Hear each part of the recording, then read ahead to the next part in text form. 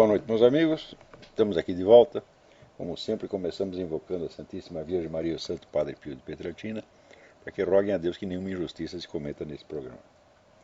Eu queria, antes de tudo, avisar aos membros e alunos do Seminário de Filosofia que o site do seminário está fora do ar porque está migrando para outro servidor. O processo deve terminar entre hoje e amanhã e tudo voltará ao normal, e para a aula de sábado estará tudo funcionando perfeitamente, segundo esperamos. Muito bem. Eu vou começar aqui entrando numa briga que não é minha, mas é um negócio irresistível. Saiu o Reinaldo Azevedo, que tinha publicado um artigo, né, mostrando ali a total incoerência do professor Vladimir Safatli, da USP, que é inteiramente a favor da invasão da universidade por aquele bando de arruaceiros, bêbados e drogados, mas é contra a invasão de uma fazenda de propriedade da sua família pelo MST, né, sendo que, conforme esclarece o Reinaldo, não há a menor dúvida de a quem pertence a USP, pertence ao Estado, quer dizer, é um prédio público, tá certo? Ao passo que a propriedade da fazenda do seu Safatli está contestada na justiça. Quer dizer que haveria muito mais razões para ele preservar a propriedade pública, a propriedade que é do povo, paga com dinheiro dos impostos, tá certo? Do que para ele defender a propriedade da sua família. O seu Safatli, então, ficou brabíssimo por causa disso e publicou um artigo na USP que começa, publicou um artigo na Folha de São Paulo, perdão, e começa assim: o estilo é o próprio homem. Esta frase do Conde de Buffon, enunciada à ocasião da sua entrada na Academia Francesa, merece ser levada a sério. Ela nos lembra como determinados homens sabem que nada lhes é mais importante do que conservar um certo tom, uma forma que aparece sobretudo na palavra escrita. Eles sabem que se perderem tal forma, trairão o que lhes é mais importante, a saber, um modo de ser. Isso talvez explique porque eles nunca responderão às situações nas quais a palavra escrita resvala para o pugilato, nas quais ela flerta com as cenas da mais tosca briga de rua, com seus palavrões e suas acusações ad hominem. Seria simplesmente ignorar a força seletiva do estilo.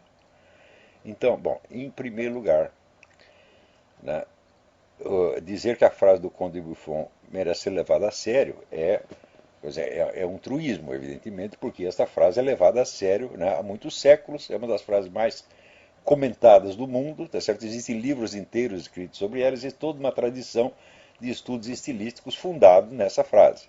Só que em toda essa tradição você não verá um único autor, um único estudioso que entenda esta frase como o professor Safatli, isto é, como a recomendação de uma norma de polidez. Ora, as normas de polidez, por definição, são coletivas, são uniformes para todo mundo. Você pega qualquer manual de etiqueta, a etiqueta vale para todos. Portanto, esta etiqueta não tem absolutamente nada a ver com o estilo. O estilo, vamos dizer, é a expressão personalizada, adequada às necessidades expressivas de um indivíduo em particular, e não tem absolutamente nada a ver com norma de polidez. Quer dizer, o indivíduo cita a frase, diz que ela pode ser levada a sério, mas ele não entende absolutamente e prova que nunca leu um único livro, né, que comentasse esta frase no sentido dos estudos estilísticos mais avançados. Ele não conhece nada disso. Agora, o mais bonito da história é o seguinte, é que ele diz que resvala, situação, a palavra escrita às vezes resvala para o pugilato, né? Situação nas quais ela flerta com as cenas da mais tosca briga de rua, com seus palavrões e suas acusações ad hominem. Muito bem. Só que ele escreve ad hominem com N final, N e não M. Né? Ad hominem, aqui seu analfabeto, seu bosta. Homine é o acusativo de homo homines, terceira declinação latina. Não existe nenhum acusativo latino que termine em N. Quer dizer, vai estudar, vagabundo. Com isto aqui, você merece perder o seu emprego. Tá certo? Como é que se admite que um analfabeto desse seja professor de uma universidade e ainda se meta a líder de movimentos que visam a destruir a própria universidade? O que é isto, porra? Quer dizer, você, num só parágrafo, você cita duas coisas que você não sabe o que são. A frase do Buffon, você não sabe o que é. E vem com a expressão ad hominem com N. Ora, vai lamber sabão, porra. Quer dizer, eu digo o seguinte, o Reinaldo Azevedo foi caridoso com esse cara. Porque, veja, ele vem com essa exigência de polidez. Ora, às vezes nós somos impolidos, tá certo? Mas para comentar, não ideias. Nós não estamos discutindo ideias. Será que eu vou discutir? Isso aqui é uma ideia do professor Safatli, né? Quer dizer, ele tem uma tese acadêmica de que ad hominem, acusativo da terceira declinação, se escreve com N, é uma tese filológica que ele tem? Não, é um simples erro, tá certo? De um cara que nunca estudou latim, que não sabe uma única palavra latim e fica usando expressão latina que não conhece. Olha, essa expressão em particular, depois de um longo esquecimento em que ela mergulhou na cultura brasileira, fui eu que a repus em circulação com o meu livro sobre a dialética erística de Schopenhauer. Depois que saiu aquele livro, todo mundo começou a usar ad hominem, ad hominem, ad hominem. Né? Quer dizer, a expressão ad hominem significa o seguinte, é quando você tenta refutar uma ideia, não vamos dizer, por uma objeção interna ou externa que você tem a ela, mas pela má qualidade da pessoa que a emitiu. Por exemplo, o sujeito chega aqui com uma teoria física, eu digo, ah, você é ladrão, você comeu a mulher do próximo, você é viado, você é isso, qualquer coisa assim. Né? Então isso é que se chama argumento ad hominem. O argumento ad hominem é, vamos dizer, uma acusação que é despropositada dentro da discussão. Porém, eu já expliquei aqui, já expliquei em artigos, mas esses caras não leem, né? Há uma distinção muito importante a ser feita. O argumento ad hominem nem sempre é inválido, porque às vezes ele coincide com uma outra forma de argumento que se chama exemplum in contrarium. Um exemplo in contrarium é um caso concreto que desmente uma regra geral. Né? Por exemplo, se você diz que, vamos supor, né, todos os brasileiros são ladrões, você faz uma afirmação genérica. Tá certo? Portanto, se você mostrar um único caso de um brasileiro honesto, você impugnou a regra geral. Quer dizer, a existência de um exemplum in contrarium é um argumento lógico perfeitamente válido, tá certo? Para a impugnação de uma afirmação geral. Acontece que, às vezes, o argumento ad hominem é também um exemplo in contrarium. E note bem, eu só usei argumento ad hominem quando usei, o que não é frequente, tá certo? Quando coincidia de ser também um exemplo in contrarium. Como, por exemplo, quando Karl Marx diz que somente o proletariado pode ter uma visão objetiva da história, porque as classes anteriores eram classes exploradoras, então viam o mundo através da rede dos seus interesses, ao passo que o pobre proletariado não explora ninguém, então por isso ele pode ter uma visão objetiva da história. Então, ao mesmo tempo, ele teria que nos explicar, então, por que o primeiro a apresentar uma teoria com a visão objetiva da história, que foi ele próprio, não era um proletário. Então, neste caso, vamos dizer, o argumento ad hominem é também um exemplo in contrarium. Então, ele não é usado com propósito erístico e nem mesmo com propósito retórico, mas é usado com propósito lógico perfeitamente legítimo e científico. Qualquer juízo universal é impugnado automaticamente pela, vamos dizer, exibição de um único exemplo in contrario, para não falar de vários. Tá certo? Na verdade, se você pegar a ordem inteira dos teóricos do marxismo, você não tinha um único proletário entre eles, mas nenhum.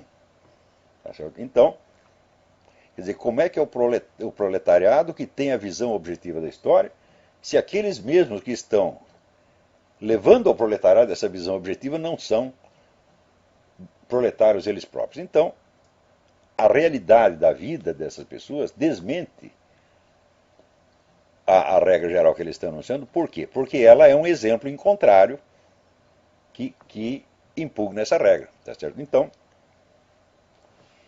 no caso aí do professor Safatli, né, o exemplo, o argumento ad hominem usado contra ele, embora moralmente justificado, não tem valor lógico.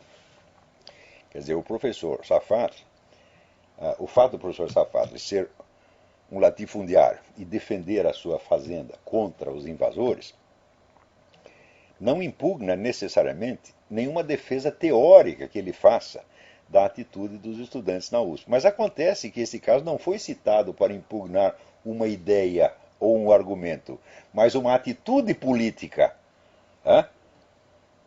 Não se trata de, vamos dizer, impugnar uma ideia, um argumento ou uma teoria, alegando uma safadeza do seu, uma safatleza do seu safatle. Não se trata disso. Trata-se de mostrar, vamos dizer, duas condutas que se impugnam mutuamente. Ora, quer dizer, se trata, vamos dizer, de comparar não uma ideia com os atos da pessoa, mas um ato com outro ato, então o argumento ad hominem é perfeitamente legítimo, porque não se trata de uma discussão de ideias. Em terceiro lugar, quando ele diz que nós perdemos o estilo quando a palavra escrita resvala para o pugilato, mostra-se ainda mais ignorante da literatura universal, tá certo? Porque alguns dos maiores estilistas da história usava a palavra exatamente como arma de pugilato. Esse indivíduo ele nunca leu Santo Agostinho, ele nunca leu São Bernardo, tá certo? Ele nunca leu William Hazlitt, ele nunca leu Georges Bernanos, ele nunca leu Leon Blois. Tá certo? Se você tirar desses autores o elemento de briga, de pugilato e de agressão que tem ali, acaba o estilo deles. Desaparece completamente. Então, quando ele contrapõe o estilo à agressividade verbal, mostra que é um analfabeto. E, aliás, até os palavrões, meu filho.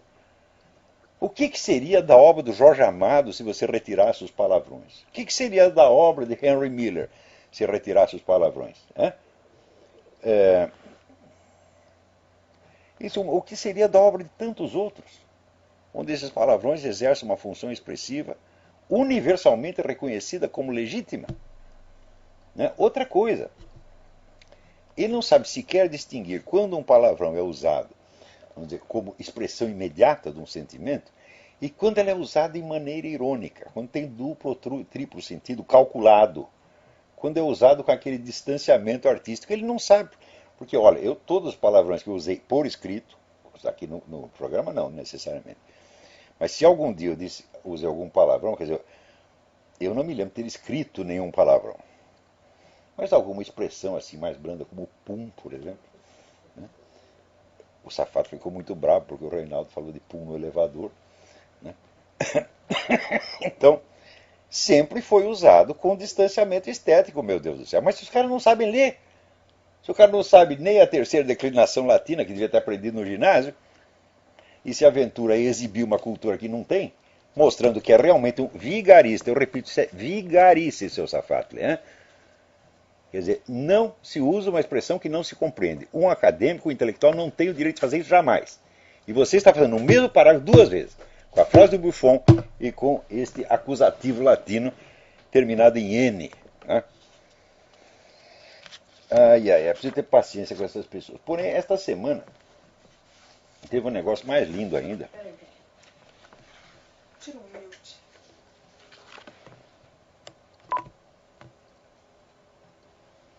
No Facebook tá tudo certo, no blog tá por ninguém tá mudando. Tudo bem. Então, esta semana houve ainda um acontecimento aqui muito interessante, que foi a publicação de um artigo do Sr. Caio Navarro de Toledo no blog de um sujeito chamado Azenha, onde ele reclama que a Folha publicou um artigo meu. Um artigo. Não foi 100 artigos, 200 artigos, um artigo por semana. Não, foi um artigo depois de muitos anos. E ele estranha que a Folha tenha aceitado esse artigo. E diz o seguinte: a Folha reabilitou um jornalista. Fala, como a Folha poderia me reabilitar? Ele diz aqui, propriamente, reabilitou um jornalista cujos escritos não seriam aceitos por qualquer direção de jornal orientado por um criterioso manual de redação. Então, peraí, isso eu escrevo para o Diário do Comércio, que é dirigido pelo Moisés Rabinovich, que é, sem favor nenhum, o jornalista mais experimentado e competente do país. Agora vem este infeliz, esse coitado, esse velho gagá do Caio Navarro de Toledo, para dar lição de jornalismo para o Moisés Rabinovich, meu Deus do céu. Isso aí é a mesma coisa que o Tiririca dando lição de matemática para Kurt Gödel, tá entendendo? É a mesma coisa, chega lá o Tiririca e diz, ó, aqui, matemática é assim, papá. Quer dizer, quem é você perto do Moisés Rabinovich, rapaz? Outra coisa, se os meus artigos tivessem infringido manuais de redação, eles nunca teriam sido publicados em jornal nenhum. Mas o fato é que durante 5 anos foram publicados no Globo. Será que ninguém percebeu que eles estavam infringindo o manual de redação? Né? E da onde você tirou, né, que os meus artigos acabaram sendo vetados nessa publicação por infringir o manual de redação? Não, senhor. Eu vou lhe dar um exemplo. Na Zero Hora, meus artigos foram vetados porque um dia eu escrevi um artigo que acusava a filha do seu Lula de estar envolvida numa tramóia, tá certo? Numa vigarice, lá numa ONG em Porto Alegre. Os caras criaram uma ONG, presta atenção, recolheram o dinheiro do governo para essa ONG, passaram o dinheiro para a filha do Lula e fecharam a ONG imediatamente. Claro, se isso aí não é vigarice, eu não sei o que quer dizer vigarice. Eu escrevi isso, daí eles disseram, nós não vamos publicar. Ele não vai publicar, então enfia a coluna no cu. Daí eu não escrevi mais para a Zero Hora. Então, quer dizer que na hora que eu mando o sujeito enfiar o jornal dele no cu, eu não vou mandar mais artigo para ele, evidentemente. Quanto à Folha de São Paulo, quanto ao Globo, você pode verificar que houve uma polêmica lá dentro, publicada pelo jornal, entre eu e o Luiz Garcia, que era o diretor de redação. Isso quer dizer que o próprio diretor de redação do jornal se meteu a me contestar, se meteu a me enfrentar e saiu muito mal. Porque ele estava lá contestando o negócio do Foro de São Paulo, etc, etc. E eu mostrei que ele estava completamente errado. Em primeiro lugar, eu tinha informado ali, olha, a CUT tem 800 jornalistas na sua folha de pagamento. E ele disse, o que é isso? Isso é invenção, etc, etc. Daí eu esfreguei na cara dele. Falou, olha, isso aqui foi declarado pela própria diretoria da CUT numa entrevista publicada no Jornal do Brasil, no dia tal, tá lá no meu artigo. E, em suma, eu ia pegando os argumentos dele e destruindo um por um. Nunca mais fui perdoado por isso. Outra coisa, muita gente ali reclamava que eu estava falando negócio do Foro de São Paulo.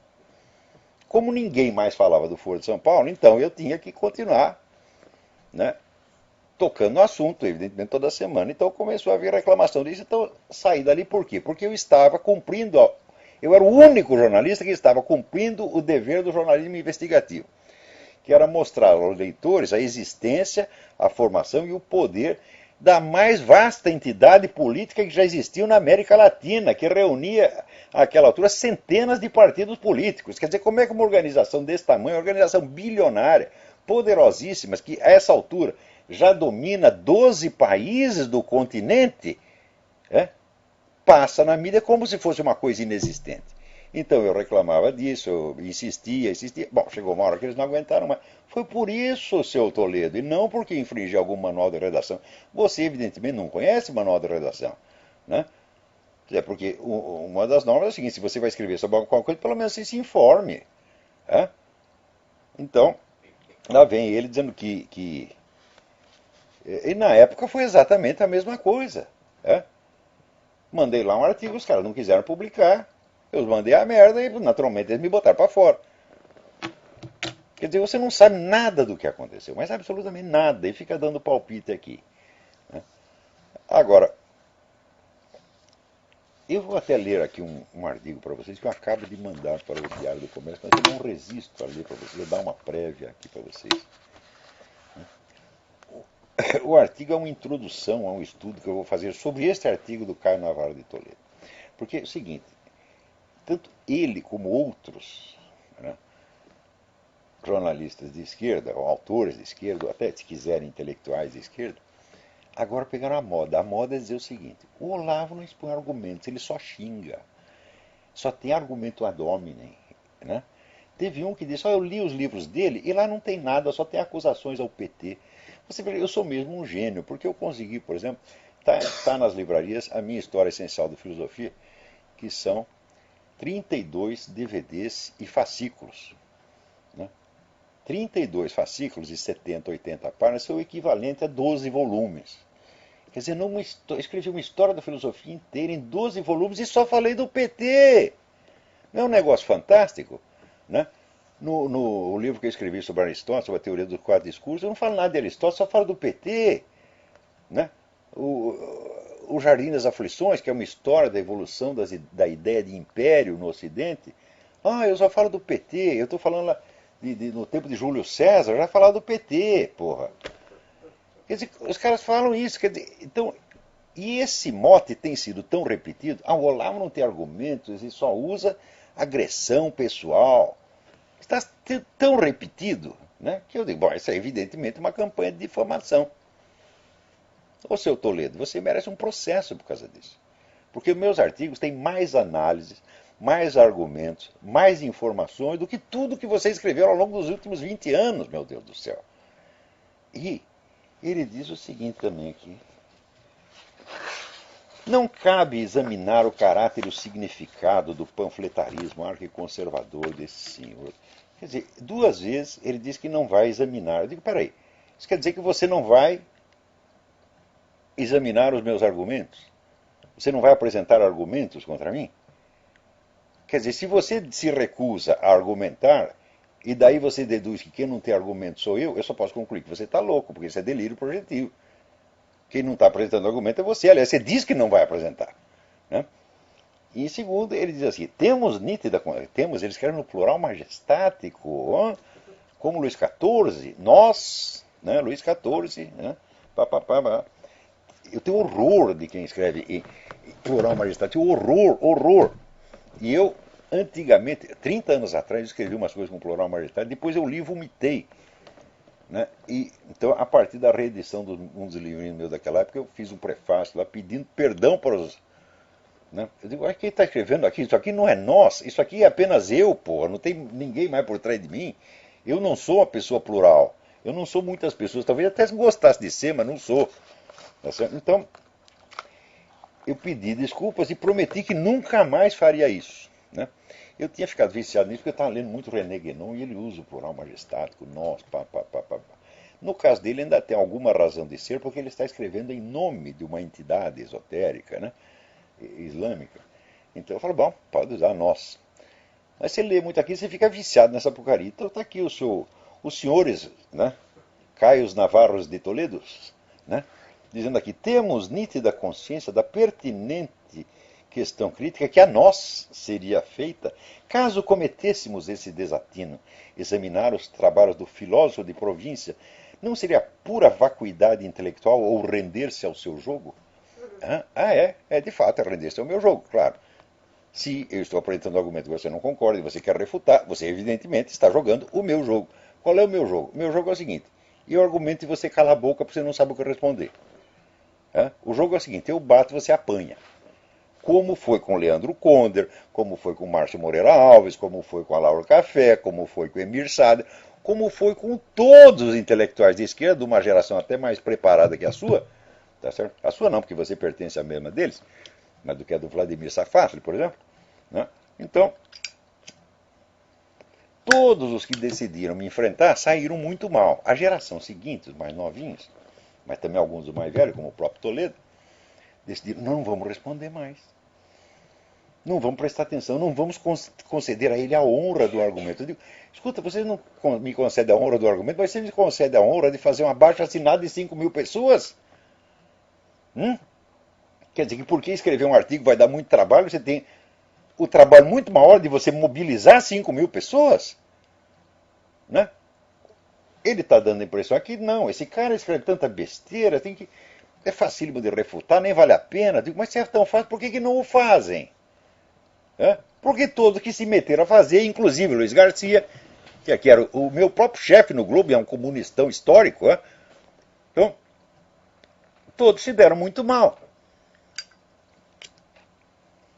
Calaram a boca. Alguns calaram a boca para sempre. O homem da SBPC, como é que chamava aquele cara? Enio Candotti, que era um dos donos das verbas de pesquisa no país. O Enio Candotti, depois que eu o desmoralizei completamente, mostrando que ele e a porcaria da entidade que ele presidia eram um bando de analfabetos ineptos, se meteram a discutir Aristóteles comigo, puta, como saíram mal. Esse ficou quieto e largou a profissão científica e foi ser literalmente plantador de batata no Rio Grande. Não, de batata não, que injustiça, alface. Eu mandei ele plantar batata, ele foi plantar alface só para não dar o braço a torcer, só para não dizer que tinha me obedecido, porra. Então, tem um cafezinho aí. Então, o seu Leandro Conder, ele desapareceu, ficou quietinho durante muitos anos. Depois voltou escrevendo umas coisas inócuas. Então, assim como eu lembro até que eu tive uma discussão com o Ronaldo Rogério de Freitas Mourão a respeito de um negócio, assunto de astrologia. E ele saiu dali tão desmoralizado que ele prometeu que nunca mais ia tocar no assunto. Porque ele disse, olha, todos os filósofos escolásticos negavam a influência dos astros na conduta humana. Eu disse, cite um. Ele não citou nenhum. Pois agora eu vou mostrar aqui alguns para você que afirmam que essa influência existe. E citei 14. O que vai fazer? Enfia o rabo entre as pernas e vai para casa. Como dizia o meu falecido cunhado, faz que vai cagar e se manda. Então, aqui,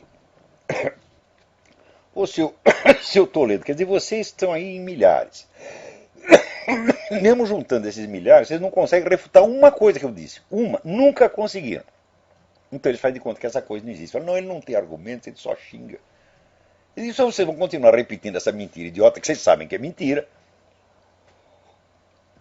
Pode ver se vocês enganam seus aluninhos, meu Deus do céu. Que é disso que vocês vivem. Outra coisa, filósofo de província, peraí, eu estou de fato numa província, eu estou aqui numa província americana, no estado da Virgínia, e tenho lá o meu instituto, o Inter-American Institute, está lá, uma pleia de intelectuais de primeira hora, está lá os meus textos sendo publicados no Voegelin View, tem aqui um monte de referências de filósofos americanos, franceses, romenos, todo mundo achando bom o que eu estou fazendo, e eu é que sou o cara da província, E você está aí em São Paulo falando para o mundo, como se sabe a sua opinião. Caio Navarro Toledo abriu a boca, as universidades do mundo tremem. Ele está no centro do universo e eu é que estou na província.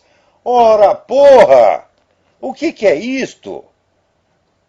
Ô, Caio Navarro, você para mim, rapaz, você é aprendiz de minhoca, você está entendendo? Você é burro, ignorante, metido, tá certo? Você não tem retaguarda, você não tem estofo para você discutir comigo nada. Porque vocês vão ver o currículo do cara, tudo que ele escreveu assim, Antônio Gramsci, não sei o quê, Karl Marx, não sei o quê, é só essa merda que você leu. Ou seja, a cultura que você adquiriu ao longo de toda a sua vida foi o que eu adquiri na minha juventude, no tempo que eu estava lá militando na esquerda. Porque eu li muito Marx, li muito Lenin, li mais do que você. Tá? Que nem o Alaor Café, que se aventurou a fazer um debate, senão eu vou expor o ponto de vista marxista, etc, etc. Eu falei, mostrei que ele não entendia merda nenhuma de marxismo, porra. E você também não entende, Safatli também não entende. Se bem que o Safatli não se diz porta-voz do marxismo, ele diz porta-voz do Lacan, que é um autor que eu conheço muito pouco, então eu não vou discutir Lacan com ele. Mas, quando saiu aí do campo do Lacan, o homem só fala besteira, pô. Eu não sei se o que ele diz a respeito do Lacan é besteira também. Sinceramente, não tive tempo de averiguar. Mas, outra coisa, ele está estranhando aqui que a Folha tivesse aceitado um artigo meu. Eu falei, mas a Folha não aceitou um artigo meu. A Folha solicitou um artigo meu. Eu tenho aqui a carta do editor de opinião me pedindo um artigo. Eu, anos atrás, tinha parado de escrever na Folha por um motivo muito simples. Eu tinha mudado para os Estados Unidos, estava precisando desesperadamente de dinheiro, e a Folha estava pagando muito mal os artigos. Falei, então não vou perder meu tempo escrevendo para um jornal que paga mal. Né? Eu escrevo para o Diário do Comércio, que paga uma coisa razoável, e pronto. E posso escrever outras coisas. Se escrever de graça, eu escrevo no meu próprio blog. Foi só por isso que eu parei de escrever na Folha, porque eu vou dizer uma coisa para vocês. A Folha, com todos os defeitos que possa ter, a Folha jamais me censurou. Jamais fez qualquer frescura para publicar um artigo meu. Né? E, em geral, os artigos eram solicitados. Era o antigo editor Rogério Ortega que solicitava os artigos. Eu só escrevia quando me pediam. Né? Eu nunca, na minha vida, nunca pedi uma publicação de artigo meu em nenhum jornal. Eu duvido que você me apresente um caso onde eu cheguei com um artigo lá e publica. Agora, ele mesmo confessa aqui, quer ver? Que muitos intelectuais acadêmicos de esquerda, né, sentem-se prestigiados quando veem seus textos ali reproduzidos. Assim, publicar na Folha ou ter seu livro ali discutido passa a ser uma prova de reconhecimento intelectual mais apreciada até do que ver um texto publicado em algumas revistas acadêmicas dirigidas por seus próprios pares. Olha o conceito que esses caras têm da Folha.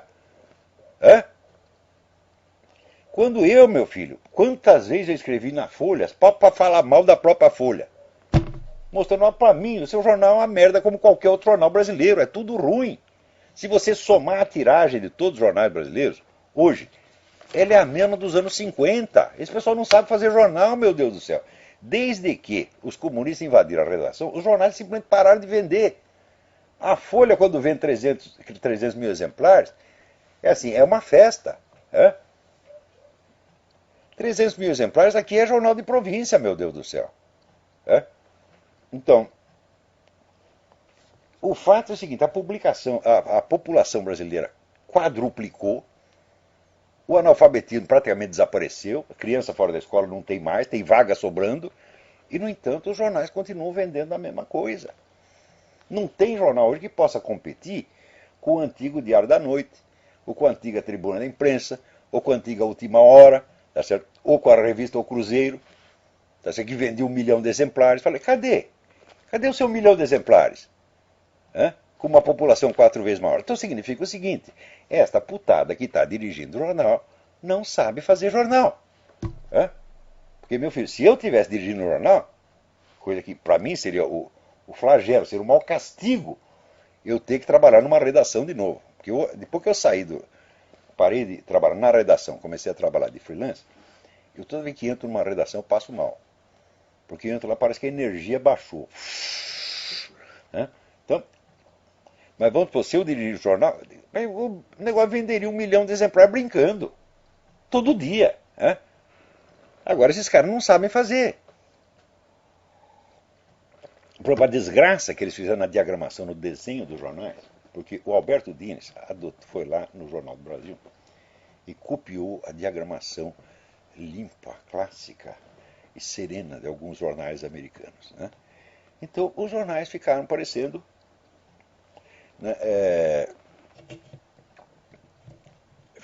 catálogos, assim, uma coisa sem graça, absolutamente. Ao passo que antes o pessoal copiava mais, se inspirava no Brasil, mais na diagramação italiana de jornais vibrantes, etc, etc. Então o jornal ser vibrante foi considerado falta de educação, mais ou menos tipo negócio do Vladimir Safatli, Tem que ser tudo polido, arrumadinho.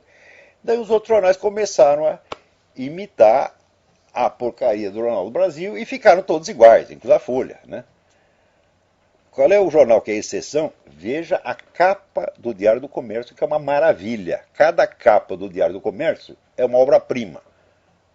É uma coisa vibrante, que tem vida, tá entendendo?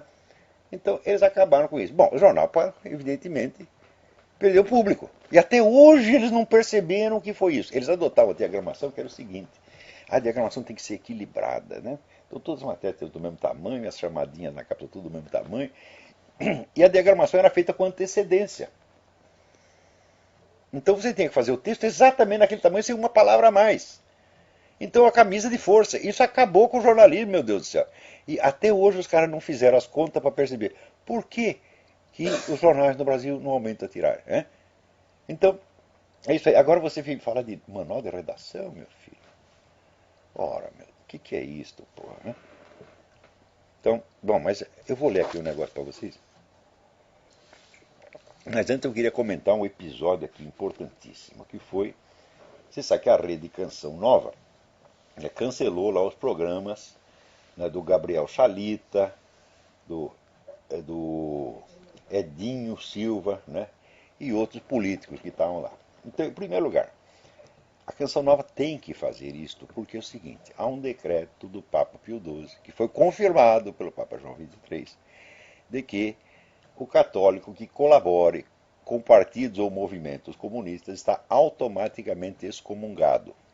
Excomungado late sententia, que quer dizer o seguinte, você está excomungado automaticamente, isso não depende de uma sentença do Vaticano.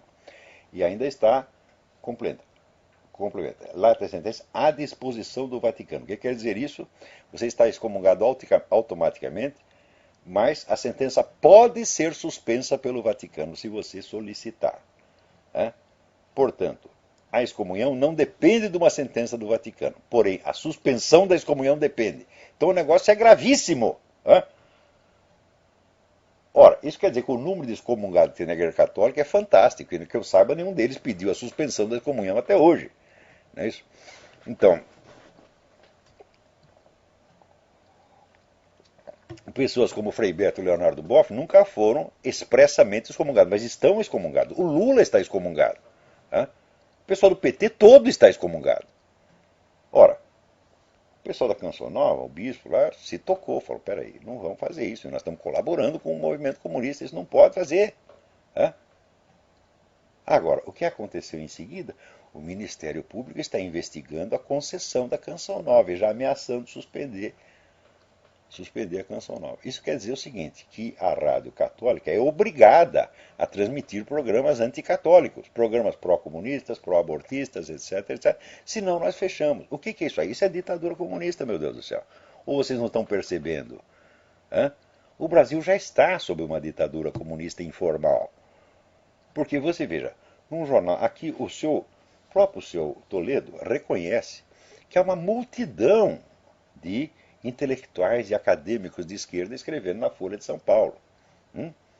No Globo, então, nem se fala. No Globo, o próprio Luiz Garcia confessou que a esquerda inteira estava escrevendo no Globo e que eles decidiram contratar um não esquerdista, que era este que vos fala, para não dar na vista. E que depois se arrependeram. Um direitista é demais. Então significa o seguinte, que o total controle da mídia pela esquerda já está vigente. Ele só não existe o controle no sentido econômico. Não há um controle formal. Porque eles dizem, nós somos contra a linha editorial da Folha. Peraí, a linha editorial, o que quer dizer a linha editorial da Folha? É a expressão ambígua? A linha editorial é aquela que orienta todo o noticiário e as páginas de opinião inteira. E não somente aqueles paragrafinhos chamados expressamente editorial. São artigos curtinhos no qual o jornal exprime a sua opinião. Ora, a linha editorial da Folha no sentido amplo é esquerdista. Só que às vezes no editorial eles não são tão esquerdistas. Como, por exemplo, quando eles publicaram em 2009 um editorial dizendo que a ditadura no Brasil não tinha sido uma coisa assim tão autoritária, tão grave, tão drástica quanto se dizia, sobretudo comparando com Cuba. Cuba chegou a ter 100 mil prisioneiros políticos num país que é 16 vezes menor que o Brasil. O Brasil teve 2 mil prisioneiros políticos ao longo de 20 anos. Alguns deles assim entravam e saíam, como Enio Silveira, ia lá, ficava 3 dias e ia embora. Então, eles disseram isso e disseram que não era uma ditadura, mas era uma ditabranda. Para quê? Um editorialzinho de 20 linhas. Choveu protesto e fizeram a manifestação de protesto na frente do jornal. Quer dizer, não pode ter um artiguinho. Veja o nível de controle que esses caras exercem. Eles não aceitam uma opiniãozinha contra. Ainda ficam se reclamando, chorando, falando, é o jornal da burguesia, nós não temos uma publicação própria. Não, vocês não têm Carta Capital, vocês não têm Caros Amigos, vocês não têm mais isso, mais aquilo, mais aquilo, mais aquilo. Mesmo no tempo da ditadura, meu Deus do céu, está ali o pessoal do Instituto Vladimir Herzog mostrando que no tempo da ditadura eles tinham 110 publicações aqui no Brasil e mais 112 no exterior. Isso no tempo da ditadura, e se queixa de que não tem canais de comunicação. Ora, quantos jornais conservadores cristãos existem no Brasil? Ah, outra coisa, você pega todos os jornais brasileiros, me mostra um deles que tenha na direção de redação um conservador cristão. Nenhum. Me mostra um jornal que escreve editoriais contra o movimento gay ou contra aborto. Nenhum. Ou seja, o programa do marxismo cultural já foi inteiramente subscrito pela mídia que a esquerda chama de direita.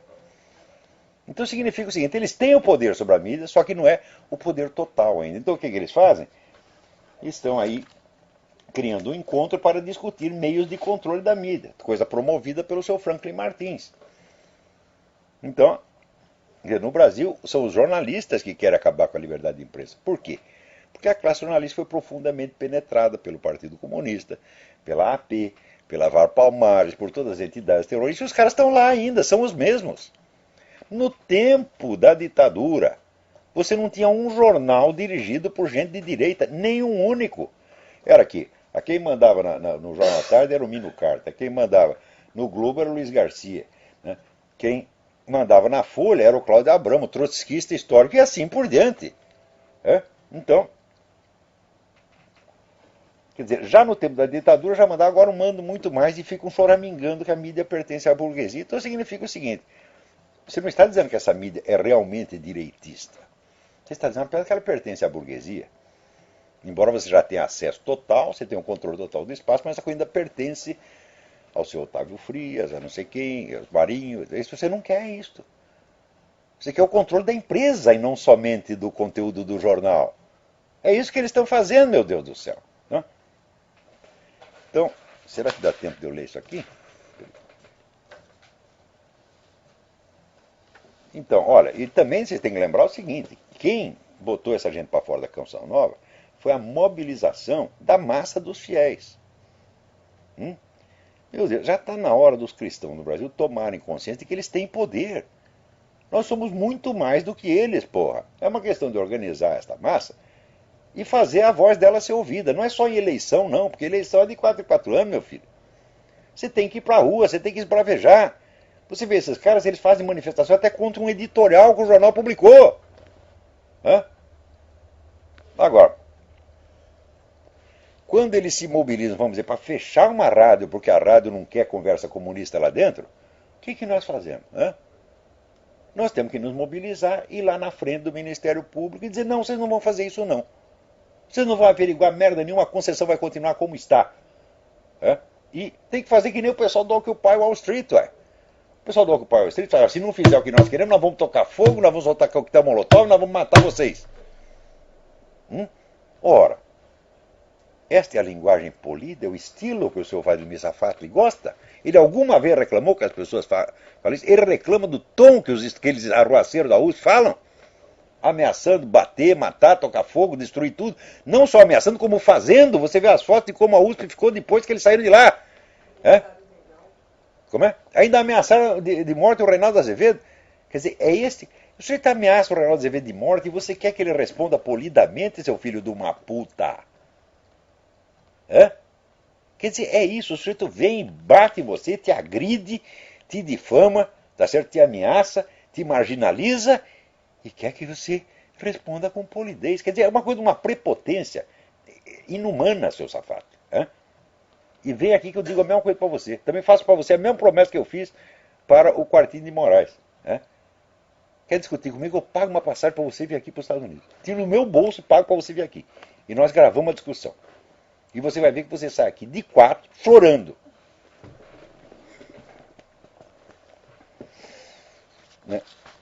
Então, agora aqui na cidade de Springfield, Massachusetts, o pessoal do Occupy Wall Street foi lá fazer arruaça em cima de uma igreja, a turma católica reagiu. Então, nós não vamos mais tolerar isso, vocês vão embora, vão a merda. O que eles fizeram? Botaram o ramo entre as pernas. Agora, se você passa a mão na cabeça deles, que nem esse cara, esse prefeito de Nova York, ele está comendo pão com o diabo amassou, porque ele sempre passou a mão na cabeça desses caras. O tal do Bloomberg, ele é do Partido Republicano, mas ele arrasta uma asa para a esquerda. Tá certo? Então, olha o que aconteceu. Os caras estão lá destruindo a sua praça. E no meio disso ainda aparece um cara, um terrorista americano. O cara chama José Pimentel, deve ser meu parente, porque eu tenho Pimentel na família também. José Pimentel, só que o cara é de Porto Rico, é? Então, lá com um monte de bomba pronto para estourar. E o cara não está ligado a nenhum movimento, ele é como eles dizem, um lobo solitário. Da onde aparece esse lobo solitário, se não é da atmosfera geral, né, de ameaça e de terror que esse pessoal da esquerda está criando? Você cria essa atmosfera, logo começa a pipocar lobo solitário querendo soltar bomba tudo quanto é lado, porra. Né? Agora, muito bem, olha, eu vou... Será que dá tempo? Eu vou ler um pedacinho aqui. O artigo chama-se O Poder da Loucura. O discurso comunista mudou muito ao longo dos tempos. Começou declarando que a classe revolucionária incumbida de destruir o capitalismo era o proletariado industrial. Desde Herbert Marcuse, acredita que os proletários são os vendidos e que a tarefa de transformar o mundo cabe aos estudantes, prostitutas, bandidos e drogados. No Brasil, também aos funcionários públicos, que Marx considerava aliados naturais da burguesia. Começou proclamando que ideias e doutrinas eram apenas um véu de aparências tecido em cima do interesse de classe. Decorrido um século e meio, admite, com Ernesto Laclau, que as classes nem mesmo existem, que elas são criadas pela propaganda revolucionária conforme os interesses do partido do momento. É difícil debater com gente que muda de conversa cada vez que a discussão é aberta. Mas uma coisa é inegável. A mentalidade comunista, que no início era um bloco dogmático de ideias prontas, foi se tornando uma trama obscura e proteiforme, um labirinto móvel de subterfúgios e desconversas quase impossível de descrever. Na mesma medida, a adesão ao comunismo, que era a aceitação pura e simples de um esquema explicativo prêt-à-porter, foi se transmutando num processo psicológico complexo que se parece menos com a crença numa ideologia do que com a contaminação neurótica numa massa turva de sentimentos confusos. Esse processo reflete a adaptação progressiva do movimento comunista às situações culturais criadas pelo descrédito intelectual do marxismo originário e pela necessidade de substituí-lo por novas versões cada vez mais escorregadias, imunes à crítica racional. Parênteses. Ou seja, o marxismo começou proclamando que ele era uma ciência objetiva da sociedade. Passados 100 e poucos anos, né, vem o negócio do desconstrucionismo, que diz que não existe ciência objetiva nenhuma, que não existe nem a realidade, tudo que existe é a fala e o discurso. E os caras acreditam que há uma continuidade, que ainda é a mesma doutrina. O que é isso, meu Deus do céu? Se tivesse a esquerda toda, todo mundo aderiu ao desconstrucionismo. Mas continua achando até que são marxistas. Então você vê como o negócio é plástico. Ao longo desse processo, a propaganda comunista, que no início era propriamente uma doutrinação, repetição obsessiva de teses dogmáticas, foi se transformando cada vez mais num envolvimento emocional sem conteúdo doutrinal explícito, inoculando nos militantes menos uma concepção do mundo do que um sentimento de participação comunitária fundado no ódio a entidades cada vez mais vagas e menos definíveis. Em vez de perder credibilidade, porém, o discurso comunista ganhou força com isto, precisamente na medida em que já não é mais um discurso, em sentido estrito, e sim um aglomerado de símbolos de grande penetração emotiva, muitos deles não verbais, que apelam por igual às frustrações e ressentimentos mais disparatados, unificando, por incrível que pareça, o ódio de feministas e gaysistas à moralidade religiosa tradicional e a hostilidade fundamentalista islâmica ao imoralismo decadentista das sociedades ocidentais. A coerência do discurso ideológico já não importa mais. Só o que conta é a sedução, infinitamente adaptável aos interesses mutuamente contraditórios dos grupos sociais mais diversos, todos mesclados numa atmosfera emocional difusa, onde todos os gatos são pardos e todos os pretextos são bem-vindos.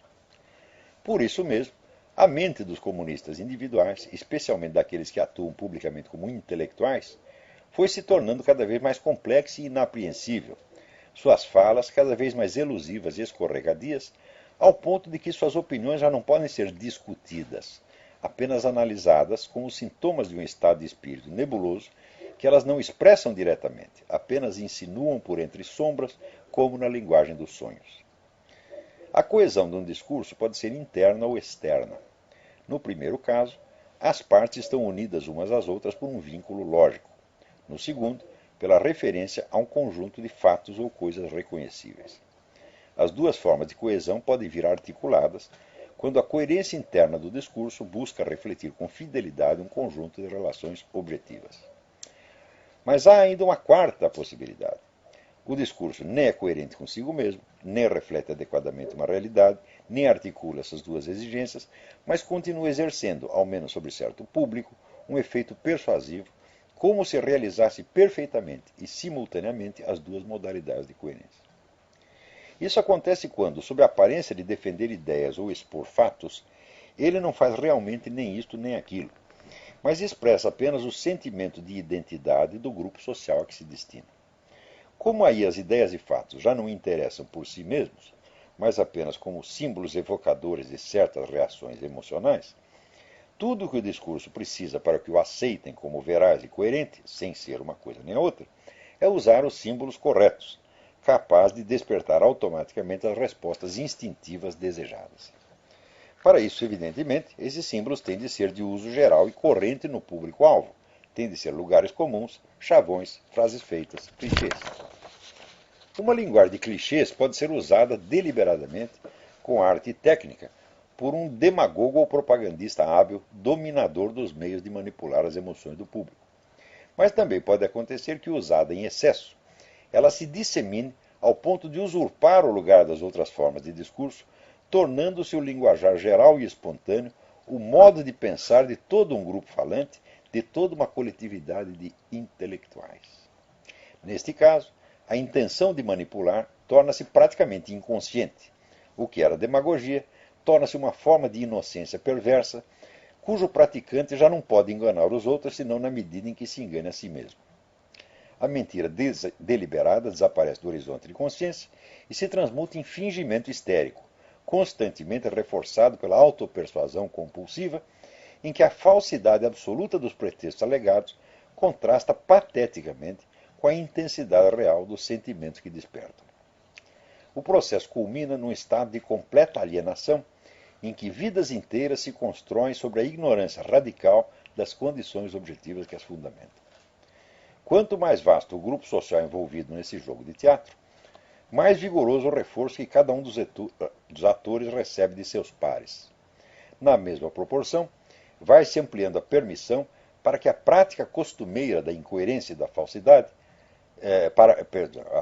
vai-se ampliando a permissão para a prática costumeira da incoerência e da falsidade, até que todo o resíduo de compromisso com a razão e os fatos seja abolido, trocado pela intensificação crescente do sentimento de identidade grupal, que a essa altura passa a valer como o único critério de veracidade concebível. Não é preciso dizer que esse sentimento, na medida em que se intensifica, fortalece a coesão e a capacidade de ação unificada do grupo envolvido, resultando, por vezes, em acréscimo do seu poder político. Assim se explica o paradoxo aparente de que, ao longo do século XX, os grupos mais intoxicados de ideias inverídicas e absurdas, os comunistas e os nazistas, saíssem frequentemente vencedores na disputa com adversários mais sensatos e realistas. Invertendo o otimismo inaugural da modernidade, que pela boca de Sir Francis Bacon proclamava conhecimento é poder, a evolução dos acontecimentos mostrou que, se esse slogan continua válido no campo da ciência, da técnica e da indústria, na política, a ignorância, a inconsciência e a loucura são armas nada desprezíveis. E isto não apenas no sentido banal de que a sonsice das massas pode ser manipulada por um demagogo esperto, mas no sentido muito mais temível de que o manipulador pode se tornar tanto mais eficiente na medida em que ele próprio seja ignorante, inconsciente e louco. No Brasil, o fenômeno de alienação aqui descrito se apossou de praticamente toda a intelectualidade esquerdista ao longo do processo mesmo da conquista da hegemonia e do poder pelos partidos de esquerda. O sucesso político reforçando a loucura ao mesmo tempo que se beneficiava dela. Há muitos anos não leio uma só linha escrita por intelectual de esquerda neste país onde não se note uma linguagem de chavões auto-hipnóticos, substituindo e abolindo as exigências mais elementares da razão e do senso de realidade. Os exemplos são tantos e tão onipresentes que a única dificuldade em colhê-los é o embarras de choix. Em compensação, eles se parecem tanto uns com os outros, a uniformidade psíquica que os inspira no fundo é tão patente e repetitiva, que examinar um deles é, de certo modo, dar conta de todos. Em artigos seguintes desta série, examinarei com certa minúcia um desses escritos, tomado como amostra de laboratório. Ele não se distingue em nada de seus similares que circulam às pencas pela mídia impressa e pela internet. Escolhi-o por duas razões apenas. É texto que alude à minha pessoa, o que me facilita a averiguação dos fatos por testemunho direto. Segundo, ele manifesta de maneira especialmente clara o estado mental da intelectualidade esquerdista, por ter sido escrito por um dos membros mais tipicamente burros e loucos da comunidade, o Sr. Caio Navarro de Toledo. Então, estou me referindo a esse mesmo artigo, ao qual eludi brevemente, e que merecerá, pela deformidade mental que o inspira, né, um exame um pouco mais aprofundado. Porém, o texto do Sr. Vladimir Safatli também pode servir, porque, é assim, o uso de chavão. Primeiro, ele transforma a frase de Buffon num chavão. A frase em si não é um chavão, né? Embora tenha sido milhares de vezes repetida. É uma frase que tem um sentido muito profundo e, como eu disse, inspirou inúmeros estudos estilísticos. Mas para ele, né, o estilo é o homem, passa a significar a obrigação de seguir uma norma de polidez. Quer dizer, que é exatamente a total falta de estilo, né? No Brasil, grandes escritores, né, mostraram ter tanto desprezo por isso. Graciliano Ramos, inúmeras vezes, né, se referia a essas normas de polidez com um absoluto nojo. Porque um escritor de verdade não tem satisfação a prestar a isto, meu Deus do céu. Ele tem que obedecer um padrão estético muito superior a isto, né? E o qual implica, às vezes, você justamente infringir a regra de polidez. Então, outra coisa, ele também usa a expressão argumentum ad hominem como chavão. O que é argumentum ad hominem? É isso que o Olavo escreve. Ele só faz argumentum ad hominem. Isso virou um chavão, que todos eles dizem a mesma coisa sem nem saber o que é argumentum ad hominem. E tentando ocultar, vamos dizer, as milhares e milhares de páginas de análises muito sérias e pesadas que eu fiz a respeito de assuntos complexos, que eles não são nem capazes de entender, quanto mais de refutar, meu Deus do céu. Então, essa coisa, o Olavo não tem argumento. Eu falo, vocês repetem isto, né? E repete a coisa, vira um chavão e começa a ser repetido. O que expressa isso? Uma análise objetiva, quer dizer, um traço objetivo dos meus artigos, dos meus textos? É claro que não. Então, em milhares de páginas para provar que é o contrário. Mas expressa um sentimento de identidade, uma coisa que aquele grupo gosta de sentir isto. Então, tudo o que eles escrevem é só isso, é só a expressão de um sentimento de identidade, da participação grupal. Quando o cara sente que aquilo afina com a participação grupal dele, ele acha que é verdade. Se não afina, ele diz que é mentira. Ou seja, os conceitos de verdade e mentira se transformaram, tá certo, no sentimento de participação ou exclusão. Então o cara, quando lê meu artigo, não é que ele discorda objetivamente, ele se sente excluído. Não estou apelando ao sentimento de participação dele, então ele diz que é mentira. A mentira significa não gosto e a verdade significa gosto. Gosto exatamente como meus colegas gostam. É o nosso gosto coletivo. Então, o critério de verdade e erro virou isso no Brasil. Graças a esta geração de vigaristas, filhos da puta, que não tem direito de ensinar em ginásio. Safatli, você não tem qualificação para ensinar em ginásio. Um professor de ginásio que fosse lá e escrevesse, né, o acusativo da terceira declinação latina com N, o que os alunos iam fazer com ele no meu tempo? Iam pedir demissão do cara imediatamente. E é o que você merece. Então, até a semana que vem. Muito obrigado.